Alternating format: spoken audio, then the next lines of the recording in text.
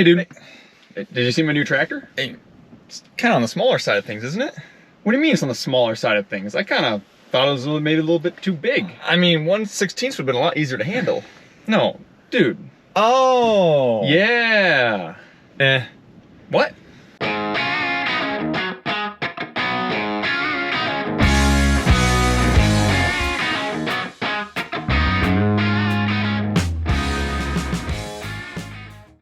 This is my actual new tractor.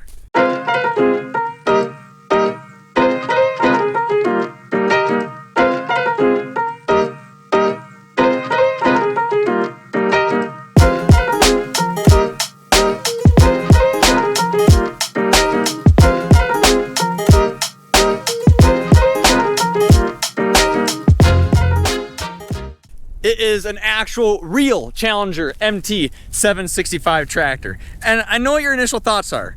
Carson, isn't that kind of big? Yeah, it is. In the video where I explained that I'm gonna be starting my own farm, I mentioned to you guys that some of my purchases you probably will not be expecting. And I think this is probably one of the biggest ones, because I think that most of you guys assume that I just buy a John Deere tractor of some sort. And to be honest, I was 100% planning on it, but I bought this for less than a lot of people are asking for their John Deere Soundguard tractors. And yes, this is a very big tractor for my 220 acre farm that I'm gonna be starting here this next year. In fact, it's kind of way too big. But there's actually a couple of reasons why this tractor is dang near perfect for what I want to use it for. Number one, as much as I would have loved to have been out in a older tractor, 80s, 90s tractor, some of those older tractors have some downsides, and a lot of modern implements, they're not really usable because they lack hydraulics, they lack the gallons per minute that you can put out, and they lack the electronic control, and they're just kind of clumsy. It's hard to find ones with front wheel assist, and if you do find a front wheel assist model, they are crazy expensive. And secondly, I haven't decided if I'm gonna for sure do this or not, but in order to make some extra income on the side, I've thought about buying some bigger implements, like maybe a side dress bar or something like that I can do some custom work with. And a tractor like this could easily pull a 24-row side dressing bar. And not only that, but I am planning on continuing to farm the organic. I'm gonna keep my share in the organic crop with my dad and my brother. The 8410T that we're using right now for a 24-row cultivator, it works, but not that great. It's definitely too light of a tractor for what we're doing with it. And this tractor will work fantastic with that 24-row row crop cultivator. In fact, off camera, my dad and I tried lifting up the cultivator with this the other day, and without the lift assist connected, this was able to lift it up no problem. A tractor from the 80s and 90s could never dream of lifting up that row crop cultivator. I mean, it weighs like 16,000 pounds or something ridiculous. And lastly, this is a tractor that I could easily grow into. Let's say in the next 5 years, I'm able to expand a few hundred acres and I need to get myself some bigger implements. Well, rather than having to go out and buy a bigger tractor as well, I can just get some bigger implements, hook it right up to this, and be good to go. This tractor should be able to last me a very long time. And another thing that made this a really easy choice for me is that these tractors are awesome. The reliability on these Cat tractors, especially these older ones, is absolutely incredible. We got a Cat C9 engine under the hood. It makes about 300 horse, I think it's a little bit above 300 horsepower. And these things are built so heavy. If you compare it to even a John Deere in the same time frame, I mean, everything back here, much heavier. Axle, freaking massive. Look at the frame. This is a mid horsepower track, and the frame is just huge. They got a 16-speed transmission in them, which have been known to be extremely durable. And to be honest, I'm just not that afraid of mechanical things with this tractor. The tractor has 5,900 hours on it, which not a super low hour tractor, but definitely not a high hour tractor either. And I was able to pick it up for $45,000. A little bit over that by the time I had it shipped up here. Got it from Central Iowa. Now that is a pretty good price for a tractor of of this age and this much horsepower. Now there's a couple of things that brought the price down compared to similar models like it. The first being that the paint has seen better days. This tractor originated in Colorado, and I believe that it sat outside quite a bit. You can see right here where the top of the hood, the clear coat is gone. So the side of the hood looks nice and shiny, and then you get to the top here and it's kind of like a matte yellow, which doesn't affect anything else other than just looks. The fenders are also pretty faded. The roof, surprisingly though, is like absolutely gorgeous. I think it has a new roof on it. So sun fading, very minor, definitely not a huge price thing. But another thing that kind of makes this tractor less desirable to a lot of people is it is an ultra wide stance tractor. You can see the axle sticking out here past the tracks. So I currently got this tractor set up on 120-inch spacing because that's how we set up all of our tractors here in southwest Minnesota and northern Iowa. But because it came from Colorado, I'm guessing it came from a vegetable or fruit farm of some sort, and it was originally at 140-inch spacing. In fact, when I went and looked at the tractor, it was set up for 140-inch spacing. And these are just a lot less desirable around here. No one uses 140-inch spacing, and it's, you know, it's really easy. You can't see these from the cab sticking out, so it'd be pretty easy to drive by something and sideswipe it and take it out. I plan on making some sort of rod that sticks up right here that bolts on, so that way I can see where the end of these stick out. And lastly, these tracks and bogie wheels are absolutely shot. Here's the track right here. Now, when I bought this tractor, this rip was actually not this bad. It was probably about half to 2/3 as bad as it is right now. And when I first bought it, I actually hooked it up to a disc, and I went out and I disced up the organic pea ground. I just want to make sure everything was working, that there was nothing really wrong with it. And that one day that I drove it, the rip actually got significantly worse. So I thought I could maybe use it for a year or two, but looking at that, seeing how much worse it's getting, I really don't want this thing to blow apart on the road. So I am replacing the tracks. That'll probably be in the next video. But tracks are really expensive. So, you know, when a buyer comes up and look at that, that is something that they have to factor into their purchase decision. And also the bogie wheels are absolutely shot as well. The rubber is absolutely chewed up. There's not even rubber on the back half of a lot of these. Needs all new bogies. There is 6 of them per track, 2 sides. So that is all. I mean, new tires are really expensive. New tracks are extremely expensive. But the previous owners, I mean, first of all, I want to give a shout out to them. I'm sure they're watching this video. They are the coolest people I've ever bought anything from. They were super nice. They were asking me questions about my farm and what I'm going to do with the tractor, and they seemed super interested in me. And not only that, but like I said, the tracks were at 140 inches when I bought it. They moved the tracks to 120 inches for me before the truck went and picked it up, and they didn't charge me anything, and they did it they didn't argue with me, they just did it, and they were happy to do it. Thank you guys so much. I really do appreciate that. And they also gave me a couple other goodies as well. I got, I believe it's 1,000 pounds of front idler weights per track. There's 425 pound weight brackets on either side of both tracks. And then they custom make a rock box. So I got weights up front, and I got this custom made rock box. They even gave me a couple rocks to go with the tractor. It's also got this really nice hitch or tow cable right here in case I get stuck or I'm doing something really heavy that requires to be pulled from the front of the tractor, which, not to spoil anything, but we'll probably be using very soon.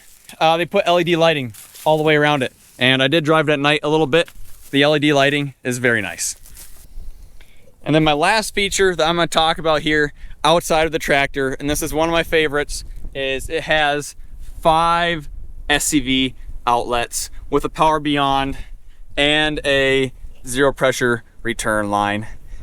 Guys, having 5 SCV outlets just gives you so much flexibility in implements that you can pull. Especially if I decide to start doing some custom stuff, I might end up buying an implement that needs 4 or 5 SCV outlets.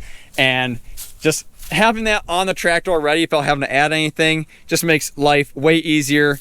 Just makes your tractor much more flexible and easier to connect to a lot of different things. So very glad to see that. Okay, enough of me blabbering around outside the tractor. Let's hop in the cab and drive this thing around.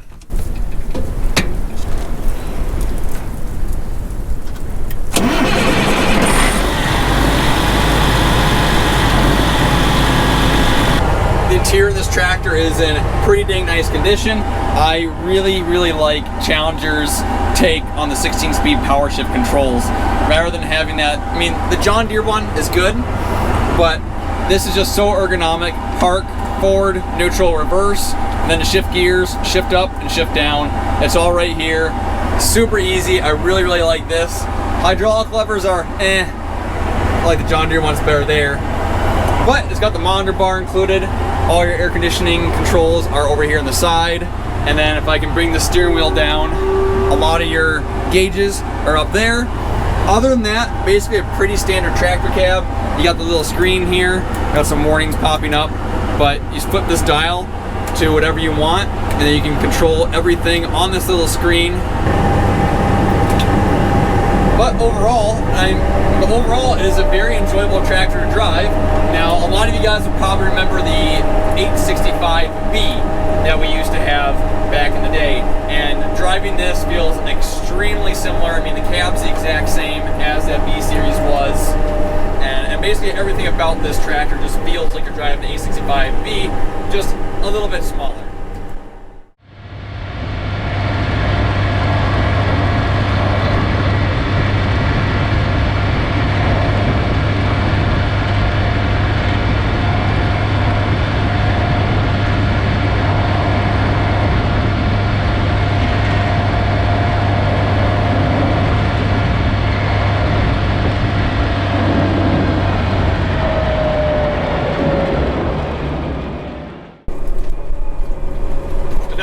Do you guys think I'm just going to show you this tractor and not immediately change something? Absolutely not. We got a few installs to do here quick.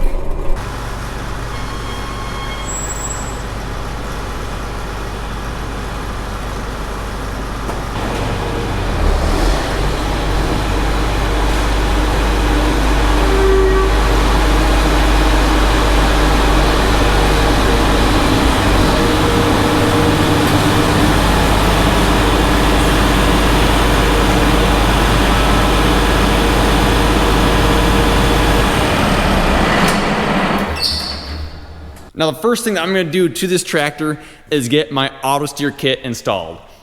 Auto steer is probably one of the most profitable investments that you can make on a tractor, especially one like this where it's going to be doing absolutely everything on my farm. And now this tractor is new enough that it has an auto steer valve in it already, so I just got to find a way to tie into that. Now it actually did come with an ag leader system, but I don't own any ag leader equipment. I don't own a monitor or GPS receiver.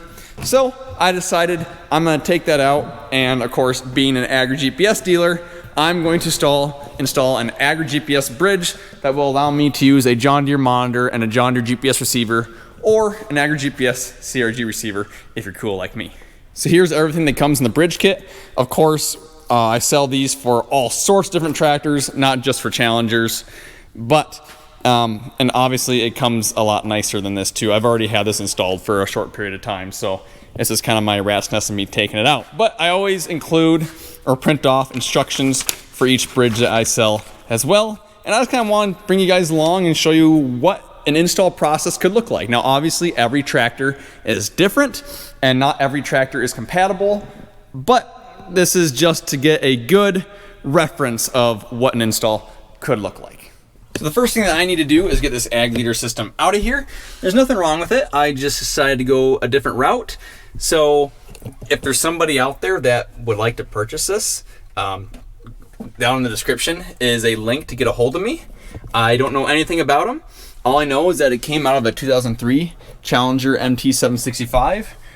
Can you get different harnesses, put them on different types of equipment? I have no idea. It'd be something to ask your ag leader dealer, but it is available. Now I do quite like where they had this one installed, so I'm guessing I will probably be installing my new one in the exact same spot. It's about the same size as well. There we go. Oh, there's where my wire strippers went. got everything out of the cab. Now I just got to get the GPS receiver connection off the roof. And then honestly, I have already built a GPS receiver holder for my receivers up in the front of the cab. So this metal bracket that they got here in the back, I'll probably be removing because I don't have any need for it. Man, these ag leader bridges sure got a ton of connections on them, but for sale. Okay, I'm gonna put this one inside now. I'm going to undo some of the temporary wiring that I had done on it earlier, so that way it is basically a full install video. So the first thing I need to do to install the AgriGPS bridge is I need to undo this side panel compartment right here, like this. There's just two little things. Pop that off, and then you have access to all the wiring inside. And now at the very, very bottom, there is a little connector somewhere right there. That connector right there, I need to unplug, and the bridge just plugs right into that. I'll see if I can attempt to do this one-handed here. Pull this little rubber back, push down on the little tab, and pull. No, it's a two-hander. Yeah, I need to use both my hands. There we go. I got that unplugged, just a little 4-pin adapter there. So now on the bridge, you find the end of it that has those exact same plugs along with the power wires here. Like I said, I promise this is a lot neater before I installed the first time. But now we're just gonna plug these two plugs into those two that we just disconnected. There's one.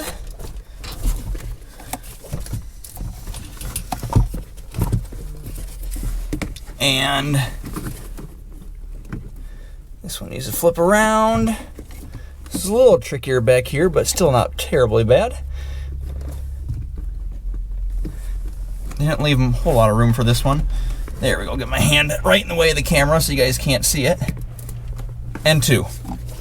Some of these Challenger tractors need this to be plugged in. Mine does not, so I am just going to tuck this down in here so it's out of the way. I don't need to worry about it. Taking a look at where this ag leader bridge was connected, right here to the edge of the seat.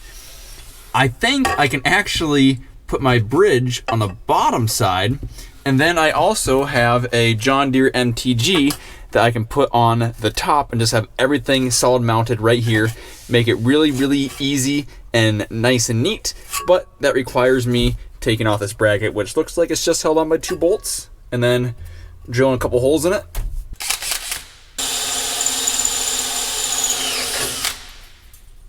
I don't know what kind of metal this is, but it's very soft. I'm guessing it's aluminum. I like it. Well, there we go. That was an unnecessary step, but I like things neat, and I hate tripping over cables, so I think that'll work very well. So now that I got that installed, this is the MTG cable. This is actually not part of the bridge. This is a little bit of an extra expense, but it allows you to power the bridge directly from the cable that you're already installing, rather than having to buy a whole new harness that plugs in somewhere else. Just makes it a little simpler. So if I just unplug this part of the bridge right here, and then I can plug this in here, this in here, plug the bridge in like this way? Nope, this way. And there we go. Okay, so when the rest of the cable gets split off into two, one half of it goes to a monitor and the other half of it goes to the receiver plug, which then goes on the roof. So I am going to hang up the monitor stuff right here next to my monitor bracket, and I'm gonna get all the roof cable outside through this little grommet right here. So I've got all the cables roughly where I want them. I'll organize them a little bit better later. But lastly, we need to power the bridge, the monitor, GPS receiver, and the MTG. And I will be doing that with these connectors right here. These are just little 3-pin connectors, and orange is keyed power, red is constant power, and black is ground. And then with the wires coming out, you don't have to worry about blue yet. Red is constant, purple is keyed power, and black is ground. So we just gotta connect these quick, clip it, and I will have power. So just a little bit of a recap. got everything plugged into the tractor, then got everything mounted. Then I got the cable up here to the monitor. I promised I'm gonna clean this up. Got the cable out the window to the GPS receiver on the roof. Then I got it powered right here and tucked everything back in here. Now, the only thing that's needed is for some way for me to turn on the auto steer to engage it. Now, AgriGPS does have a way to engage the auto steer on the display itself, but I really like the physical button that's on the armrest of most tractors. And now my tractor does not have a physical button here. If your tractor did, you could tie into that. So I bought a auto steer button. Here is the part number. I just bought mine off of eBay, but you can also buy them at like AGCO dealers, John Deere dealers, wherever. Now I need to split my armrest here, which I was told I should just be able to take this bolt out, that bolt out, and then a couple bolts from the bottom, and this should split. Now, in order to tie this in, that is where this blue cable comes in that is in the wiring harness. You connect this to a momentary switch, this is what this is, and you need to have the other side be ground. So if I'm driving along and I tap this blue wire to some ground, it will engage the auto steer. So I just need to be able to get this blue wire up into my console right here, along with a ground cable, which I am planning on putting right here on this ground. So this tractor has a little spot to put wires. The top the top half are positive keyed power or switch power. That's what these do right here. And then the bottom ones are all ground. So I just plan on connecting to ground right there. That way I have a good ground and I won't have any issues with my auto steer not engaging.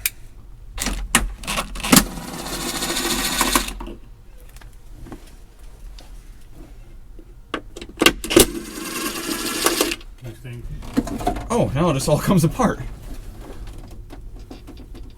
Nice. Oh my gosh, is it ever heavy? That's pretty flimsy, I don't like that. Okay, I don't know how well the camera's gonna see it, but this plug that's underneath right here says auto guide control on it. I don't know if I can just plug this in and get auto steer, or if I need to run those wires. Because if I don't need to run those wires, that'd be pretty slick, and I could just plug in what's underneath there. But I don't want to screw this thing back together and then realize it doesn't work. So I might just pop this in, leave everything unbolted, go out, drive it quick, and make sure it does what this works. And if it doesn't, then I will wire everything back up. I did not realize that was right underneath there. That's pretty nice. Monitor should turn on. Yes, there we go. That means we're working. This one thing that's really cool about these AgriGPS receivers is that if you give it a second, there it went, you'll see that it shows a John Deere tractor, and when I go here, it shows a 9000 RT tractor. What that allows AgriGPS to do is not only record AutoPath lines with this bridge, but they can now actually follow AutoPath lines as well, which is something that not every bridge company can do. So, super cool to see that. So if I hit the ISOBUS button here, this is a John Deere Gen 5 display. Here is my bridge button. Now I can actually engage auto steer with this. So if you want to configure your display where you just hit the display to engage auto steer, that does work. Now that's the way that I used it when I was disking earlier this year, but I really want to see if my switch will work. So I am going to slowly go forward. Oh, that's pretty fast. I don't want to go that fast. Let's go to like first gear. Center that track, hit the button. Nothing happens. What if I go here? Yep, okay, I need to run wires. Oh, that's disappointing. I was really hoping this switch would work. But with the factory harness, it does not. Good to know. Well, I got my two cables installed there. I tested this like a month ago, and I'm pretty sure it's these two pins. I'm sure enough that I'm going to put it most of the way back together before I try it. Not all the way, most of the way. Okay, here's the truth. We will see if this works. I think I gotta be moving. Ah, yes! It engaged auto track. I have a working button now, that's good. I have nothing calibrated, so it's gonna be all over the place. We will deal with that later. Whew. Okay, the first time I installed this to go disking, it took me like 15 minutes because I just plugged the CAN bus cables in, plugged in the monitor, plugged in the GPS receiver, and went. But I had a mess of cables on the floor. This one took me a little bit longer. I didn't keep track of how long, and to be honest, me keeping track of how long it took wouldn't really be fair because I'm also trying to film and explain stuff while I go. But here is the final setup. So got my Gen 5 monitor right there. Obviously 2600, 2630, Gen 4, Gen 5. Any of the John Deere touchscreen monitors will work. I got the cable kind of tucked behind here, underneath here, so that way you can't see it. And this is the power cable to power everything, and the cable is going up to the roof to the GPS receiver. And if you look down here, I got everything pretty tidy. I don't quite know where to put my MTG antenna yet, so I'm just gonna have it sitting here right now. But even if I move that out of the way, it's all pretty tidy down in here. I got these wires just following the loom up to the console for the button, which I have placed right here, so I can hit the auto steer button now. And I think that's about as clean as it gets. I'm very, very happy with this. I went outside and tested it a little bit, did a great job. So, phase 1 of my tractor is done, but there are many, many phases to come yet. In the next video, we'll be putting the tracks on the tractor for sure, and probably some other small maintenance stuff before we hook it up to the first implement that is seen on this channel. So, thank you guys for watching, and I'll see you in the next one.